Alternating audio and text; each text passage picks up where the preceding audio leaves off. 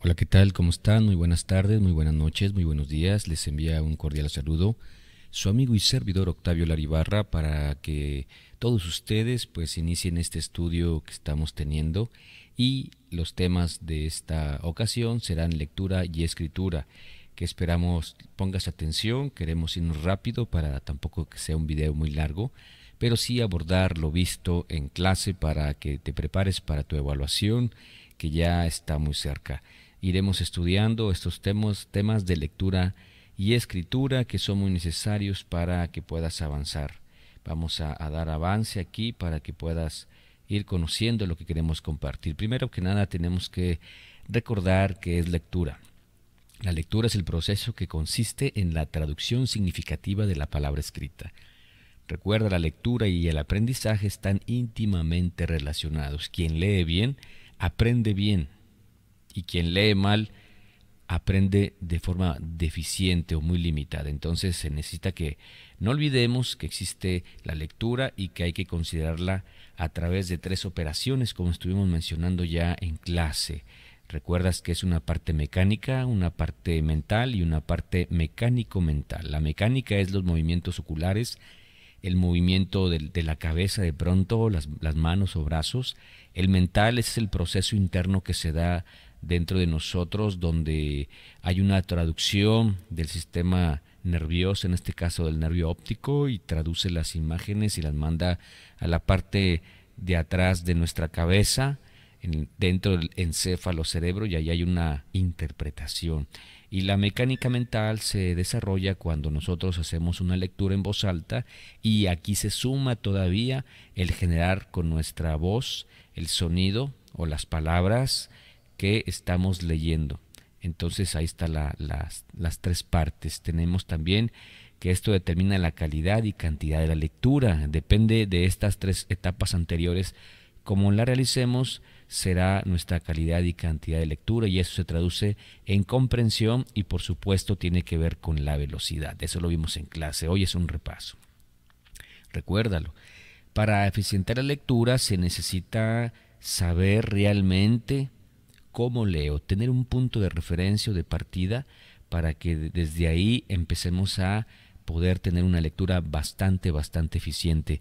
Es decir, se necesita que sea sincero conmigo mismo para que yo sepa cómo leo. Si leo mal, pues tengo que enfrentarme a eso y aceptarlo. Si leo de forma regular, tengo que enfrentarme a eso, y si leo, digamos, bien, pues habría que leer mejor. ¿Esto por qué? Porque si leemos mal, no podremos captar las ideas como deben de ser, y tengo que aprender a leer de la mejor manera. Recuerden ustedes de que taller es un lugar donde se repara, y nosotros hemos estado estudiando en un taller de lectura y redacción donde se repara. Si vamos a estudiar literatura, pues se necesita que uno repare bien su forma de leer y de escribir para que las ideas sean eficientes y efectivas. Entonces, ya sabiendo cómo leo, pues entonces me doy a la tarea de mejorar esa forma de leer. Y también algo muy importante que estuvimos diciendo, tenemos que tener claro el propósito de mi lectura. ¿Para qué leo? Si yo me doy cuenta, si descubro para qué estoy leyendo, me podría ayudar bastante, puesto que hay diferentes tipos de textos. Puedo leer un libro de filosofía, puedo leer un WhatsApp, puedo leer el periódico, y son diferentes propósitos.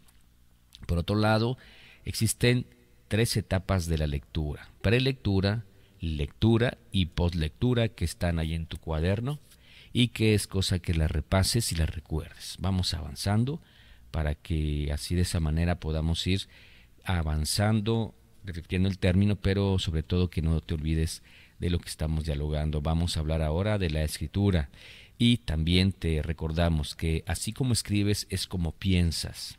Si uno escribe bien, así será las ideas que uno tiene dentro de sí.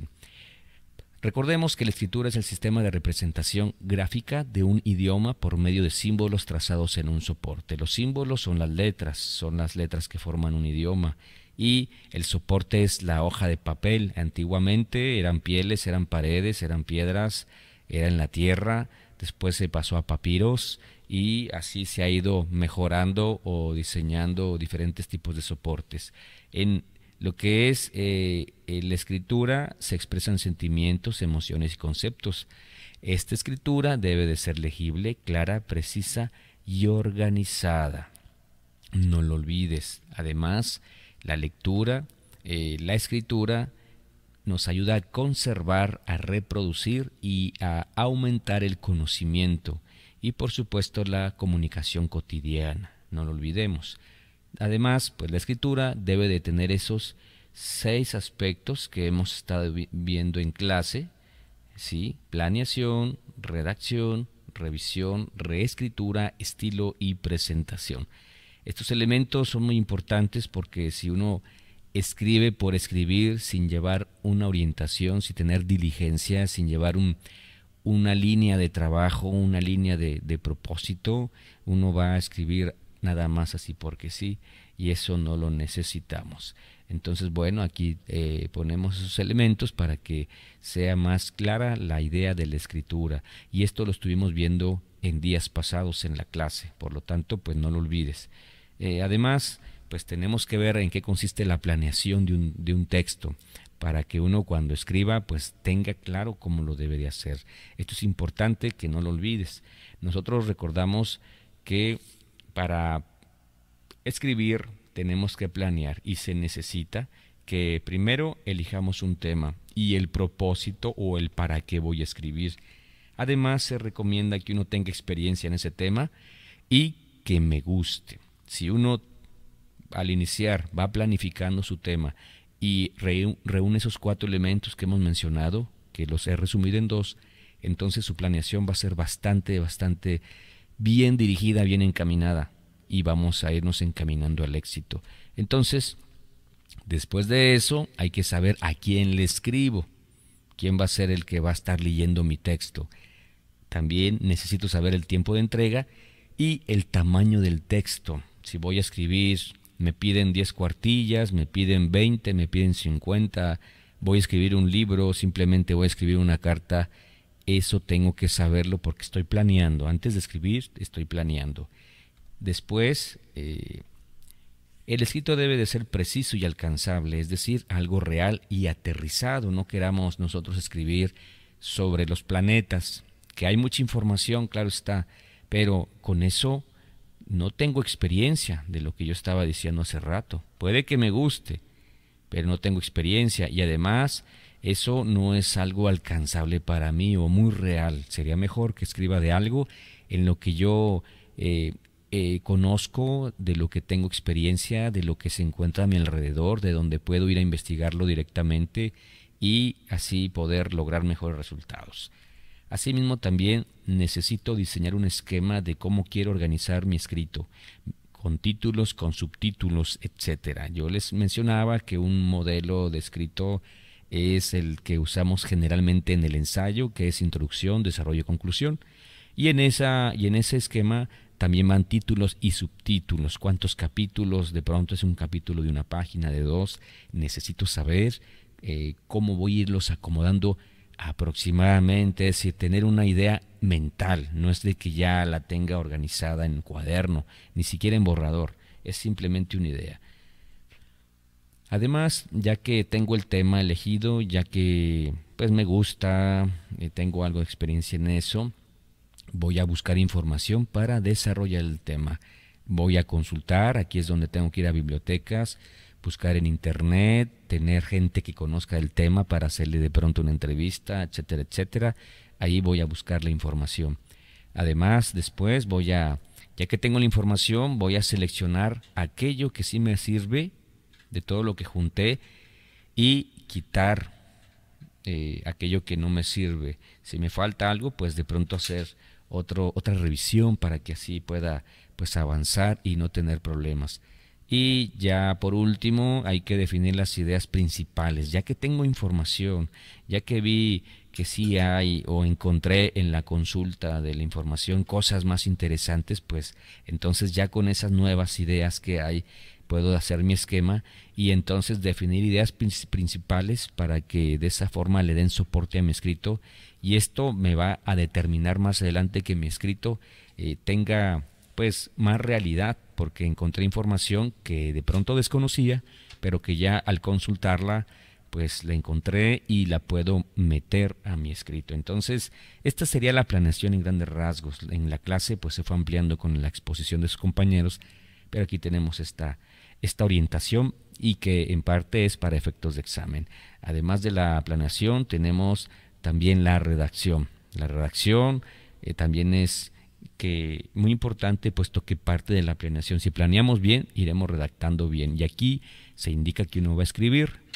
Vamos a escribir cuando dice aquí, cuando ya se ha revisado y leído el material, así como el preesquema, entonces vamos a escribir. Y aquí se busca dar contenido al esquema, no importa el exceso del mismo, o sea que escribamos mucho, ya que este escrito es preliminar, o sea no es el final, estamos empezando a escribir. Y de esa manera entonces vamos a estar realizando un borrador. Es decir, es un texto que podemos agregar cosas, quitar en el momento, pero estamos desarrollando, estamos armando, estamos haciendo que crezca. Aquí se va dando forma y se va definiendo el contenido. Acá pasamos a este lado y en esta redacción debemos dejar que las ideas fluyan. Es mejor así para precisar el tema a que falte información y desarrollo. Es decir, si a mí se me ocurre algo que es importante o creo que es importante, pues vamos a ponerlo. De pronto no tengo el respaldo de información por ahí, pero vamos a hacerlo, vamos a ponerlo. De pronto más adelante encuentro el respaldo y eso, pero si tengo la idea es porque al ir desarrollando algo me indicó que eso puede ser. Entonces vamos avanzando. Después se va escribiendo ideas que fluyan. Se va escribiendo ideas, no importa que no se relacionen directamente, posteriormente se acomodarán, es a lo que me refiero, es de que uno escribe y si hay ideas interesantes que uno pues le parece que pueden ser, pues hagámoslas, pongámosla, que fluya, que haya libertad, que haya creatividad. Y más adelante este borrador, como dice aquí, si este borrador resultara insuficiente, deberá revisarse el esquema para acomodar según mi propósito, en caso que sea insuficiente. Es decir, hacemos ajustes y reajustes, estamos en la etapa de redacción, no lo olvides. Y ya después, cuando la información ha sido desarrollada y se tiene suficiente contenido, pasaremos a la siguiente fase. Acuérdate que estás escribiendo y estás haciendo un borrador, estás armando de contenido tu texto. Planeaste, consultaste información y ahora estás escribiendo, acomodando en tu esquema que tenías en la mente. Ahora ya lo estás aterrizando y lo estás plasmando en tu cuaderno, en una hoja, en un borrador. Vamos avanzando y el siguiente punto es la revisión. ¿Revisión de qué? De lo que acabamos de redactar. La redacción tiene por objeto mejorar el texto preliminar. Bueno, en este caso, para revisar el texto, podemos hacerlo a través de la lectura en voz alta. La lectura en voz alta es que uno mismo lo lea y al estar leyendo precisamente uno está escuchando y a la vez al leer vamos captando de nueva cuenta las ideas, vamos redefiniendo si tiene coherencia, si no tiene coherencia lógica, si una idea conecta con otra, estamos revisando. De pronto hay algo que pusimos que no le habíamos dado la importancia de vida y al leerlo la encontramos, o algo que le hemos dado bastante importancia pues en realidad no la tiene, o nos saltamos algo o pusimos aspectos que no van, ahí me estoy dando cuenta. Después, con esa lectura en voz alta pues puede encontrarlo, pero también existe otra técnica en la revisión que es la lectura compartida. Mi texto, mi escrito que he hecho lo puedo compartir a algún compañero, pedirle de favor que lo lea a él y que él me dé su punto de vista, así como yo lo leí, que él lo lea y de esa manera entonces él me dé su punto de vista, también él puede captar algunas ideas que yo no he captado, de pronto él me dice poner una cosa o quitar, a extender o explicar mejor, cambiar un ejemplo, porque estamos revisando el texto. Y esta lectura cooperativa es una segunda técnica. La primera es lectura en voz alta. Y tenemos la técnica de subrayado. Asimismo tenemos nuestro escrito, nuestra redacción, y ahí estamos subrayando algún aspecto, algún detalle, alguna revisión repitiendo el término, algo que considere que es importante, que de pronto hay que cambiar, que hay que ajustar, algún sinónimo, algún antónimo, algún artículo que no coincide, verbos que o adjetivos que no me dan la idea precisa o exacta de lo que quiero explicar. Entonces, en el subrayado lo voy a hacer. Todo esto que he mencionado son técnicas, son 3. Después de eso, con estas técnicas se verificará si la información es completa, si tiene orden coherente, si hay palabras que se necesitan cambiar por más sencillas o más precisas, es lo que estoy mencionando. Y también con esto se revisará ortografía, el uso de signos de puntuación, la coherencia lógica de las ideas, el esquema, uso de verbos y artículos, conectores, etcétera, etcétera, etcétera. Bueno, para eso son estas técnicas, que son las que estamos proponiendo para la clase. Y también, bueno, fíjense aquí lo que indica, se debe usar un diccionario para revisar gramática y consultar palabras más precisas para expresar el tema escrito. Es decir, tenemos la lectura en voz alta, tenemos lectura cooperativa, tenemos subrayado y tenemos el respaldo del diccionario para revisar gramática, es decir, para conocer el significado de palabras que desconozcamos o buscar ahí alguna que nos ayude a explicar mejor la idea. Estamos revisando, acuérdense. Y también, a manera de información, la gramática nos proporciona la información técnica respecto al mejor uso de la lengua. Bueno, lengua, ahorita estamos pues hablando de eso. Entonces, ya que hemos hecho el paso anterior, vamos a pasar a la reescritura. Acuérdense que redactamos y fuimos poniendo información. Luego esa la revisamos, que es el paso anterior que acabamos de ver. Y ya que la revisamos, entonces vamos ahora a la reescritura, a reescribir, ¿sí? Estábamos en revisión, ahora estamos en reescritura. Y fíjense lo que dice aquí: si la revisión, que es el paso anterior, fue meticulosa, es decir, muy detallada, muy minuciosa, se encontrarán muchos errores que hay que corregir. Eso es lógico. ¿Por qué? Porque escribimos pues nada más pues que fueran fluyendo las ideas y viendo que si había cosas interesantes pues ponerlas y así. Entonces por eso debe haber errores, pero también así como hay errores hay muchas cosas que son importantes. Sin embargo, aquí vamos a reescribir y si fue minuciosa la revisión encontraremos muchos detalles a cambiar. La reescritura consiste en pasar en limpio el borrador. Acuérdate que el pasado escrito era en borrador. Revisamos, ya vimos detalles, ahora vamos a escribir nuevamente y ya esto no va a ser borrador. Tenemos que escribir adecuadamente y ya va a ser en limpio, ya corregido. Si me faltaba una coma, si me faltaba un signo de interrogación, si me faltaba una palabra o no se entendía, cambié un sinónimo, un artículo, un antónimo, etcétera, pues aquí ya lo voy a escribir como debe de ser. Ya subrayé, ya leí con un compañero, yo leí en voz alta, ya revisé, entonces ya aquí va a escribirse adecuadamente y va a dejar de ser borrador.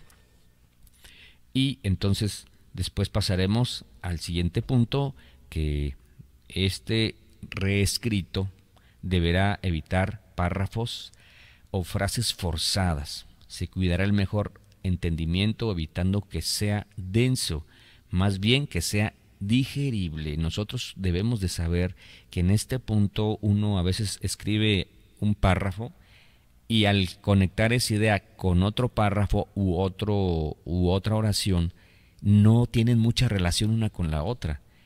Digamos, yo les puedo decir, el día de hoy amaneció nublado. Tengo un libro de color verde. Estas dos oraciones como que no se conectan, no tienen una que ver con la otra. Eso uno lo tiene que revisar para que no sean forzadas las oraciones, para que no esté una con la otra y no se relacionan, no se conectan, no tienen algo que ver. Entonces uno está revisando y en la reescritura eso debe estar corregido, tiene que haber algo que las una.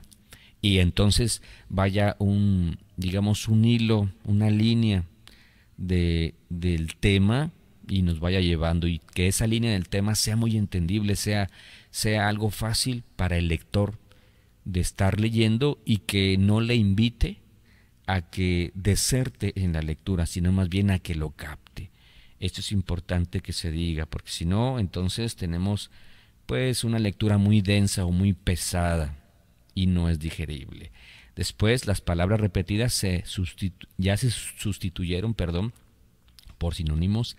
Se combinarán palabras difíciles o cambiarán por palabras más fáciles, eso ya lo habíamos dicho.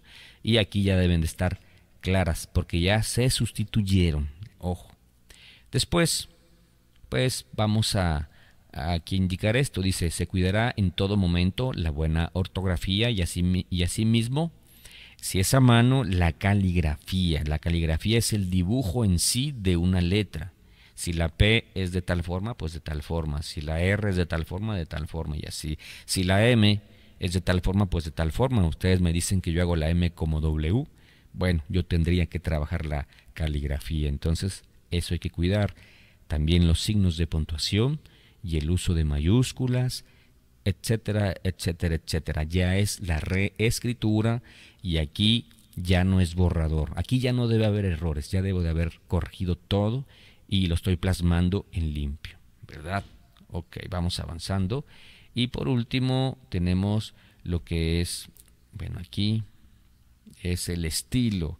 El estilo, de pronto, a nuestro nivel, aquí en bachillerato, es un estilo sencillo, pero no está de más que uno vaya a manera de saber, de irse introduciendo en esto de escribir textos, por qué no decirlo, de un aspecto literario, ir probando, escribir, e ir dándonos cuenta hacia qué estilo o tendencia tenemos de estilo, porque todos lo tenemos y hay que ir identificando eso. ¿Por qué? Porque uno así se va descubriendo, y cuando uno escribe en base a eso que ya uno trae dentro de sí, digamos como un aspecto genético, entonces las cosas se facilitan porque iríamos a favor de lo que ya traemos y no en contra de lo que tenemos, y eso se hace más difícil.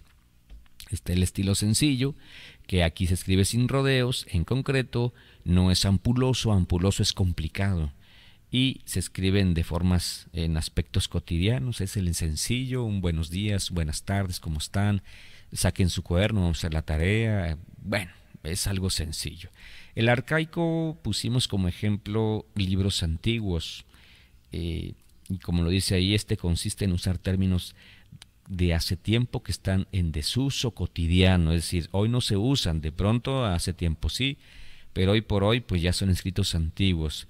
Vais vosotros a poder llegar, etcétera. Esos son términos pues antiguos. O arcaico. Tenemos el jocoso. El jocoso es un estilo que indica humor, gracia, que hoy el término jocoso pues la palabra en sí caería en arcaico, pero jocoso en sí es humorístico, es con gracia. Los memes que ustedes utilizan constantemente son de estilo jocoso. En caso de un chiste escrito, es jocoso. Tenemos el estilo denso. Se refiere a un escrito que cada palabra, cada frase indica algo importante, lo cual necesita ser leído varias veces para entender el mensaje. Un libro de filosofía es algo denso. ¿Por qué? Porque cada palabra, cada concepto, cada aspecto que está escrito, si no se lee como tal, se pierde la idea. Son densos. Uno tiene que leer filosofía, pero con mucha atención. A diferencia de un texto sencillo o de un jocoso que son fáciles de entender. Tenemos el estilo fúnebre, que expresa mensajes melancólicos, depresivos sobre el fracaso, la muerte, aspectos de fatalidad. Hay gente que tiene eso dentro de sí, de que todo va a salir mal, de un pesimismo, de aspectos pues tétricos. Eso es algo fúnebre, que habla de la muerte. Tenemos el aspecto del estilo científico, y este es objetivo, es imparcial. Son escritos claros, precisos, con significados estables, no figurados. Eso es importante mencionar. Y tenemos el personal, que habla de aspectos íntimos, como en una carta, como una confesión de amor, por ejemplo. Pues es algo muy propio, es algo muy personal, que puede ser sencillo o puede ser algo complicado, depende de la persona. Y esto es el estilo, que sería la quinta parte de la escritura. Y ya por último tenemos la presentación, que no por ser la última es menos importante.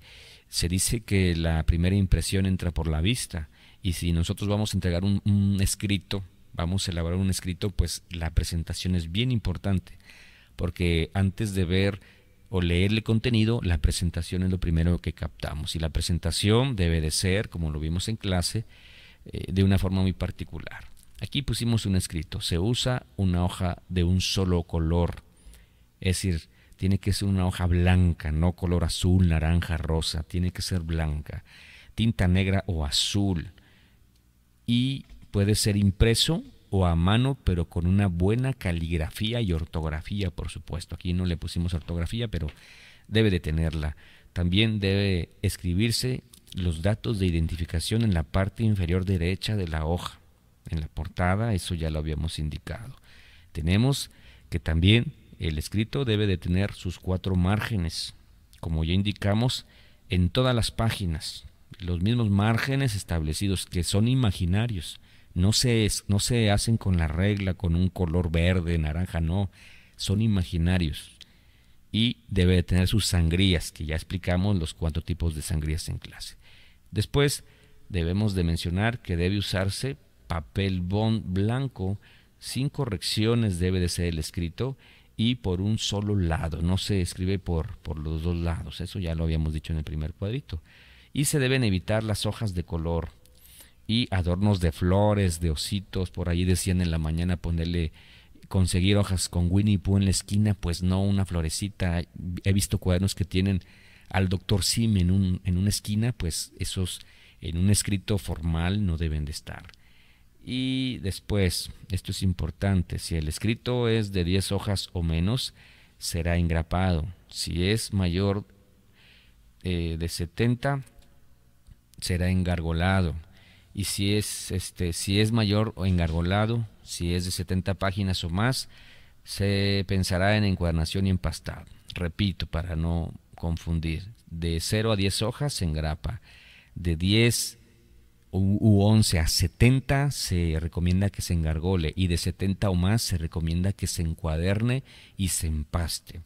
Y también esta idea es importante, si es muy grande el texto que hemos hecho y que va de 200 a 300 páginas, entonces pensemos en encuadernar varios escritos, digamos, separemos nuestro escrito en capítulos y entonces tenemos varios libros, que es el mismo tema, pero está en varios libros. De ahí, por ejemplo, una enciclopedia temática que en cada libro tiene un tema.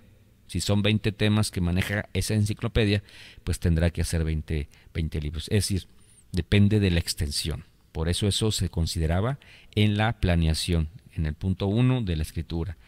Después, el título del trabajo deberá ir centrado con letra grande.